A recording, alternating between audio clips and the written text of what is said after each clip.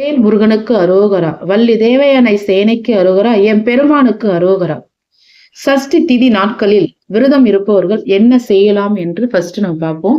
முதல்ல 4 to 6க்குள்ள எந்திரிச்சு குளிச்சு அவங்க அன்றைய தினம் அவங்களுக்கு தகுந்த போல் எப்படி விரதம் இருக்க வேண்டுமோ அதை ஆரம்பிக்க வேண்டும். முறையாக பிரம்மமுகூர்த்த நேரத்தில் ஆரம்பித்தோம் என்றால் அந்த வேண்டுதலுக்கும் அந்த நம்ம என்ன நினைச்சிட்டு இருக்கோமோ அது நிறைவேறத்துக்கு அதிகபரமான 90% வாய்ப்பு உங்களுக்கு கிடைக்கும். 2வது ஒண்ணு, கோவிலுக்கு சென்று நல்ல விதமாக நம் வழிபாட்டை முறையாக செய்யலாம். அதே போல் நல்ல சாமிக்கு போய் நான் இப்படிலாம் அர்ச்சனை பண்ணணும், இப்படிலாம் செய்யணும், இப்படிலாம் பணம் போடணும் அப்படிலாம் எதுவுமே நீங்க வேண்டாம் செயல்படுத்த வேண்டாம்.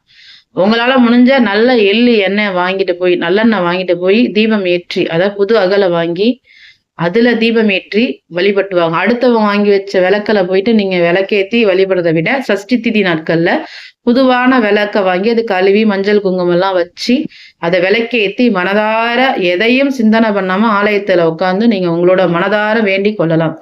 அது முதல் ஒன்று. செய்யக்கூடாதவை என்னன்னா, சஷ்டி நம்ம விரதம் இருக்க போறோம் அப்படிங்கிற நாட்கள்ல பாத்தீங்கன்னா யாரையும் நம்ம பெரியவங்களாக இருந்தாலும் சிறியவர்களாக இருந்தாலும் நமக்கு பிடிக்காத விஷயங்கள் வீட்டுக்குள்ள அரங்கேறும்.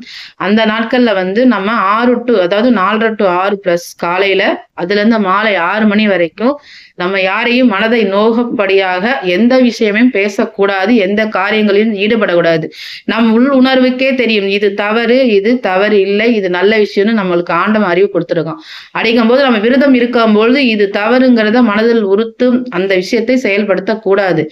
நல்ல விஷயங்களை எல்லாம் நாம் அந்த நாட்களில் செய்யலாம். ஒருத்தருக்கு தானம் தர்மம் கொடுப்பது, ஒருத்தருக்கு நல்ல விஷயங்கள் உதவி செய்வது அப்படிங்கிற ஒரு நாட்கள், அதாவது விரத நாட்களை எந்த அளவுக்கு கடைபிடிக்கும் அந்த அளவுக்கு உங்களுக்கு வெற்றி கிட்டும்.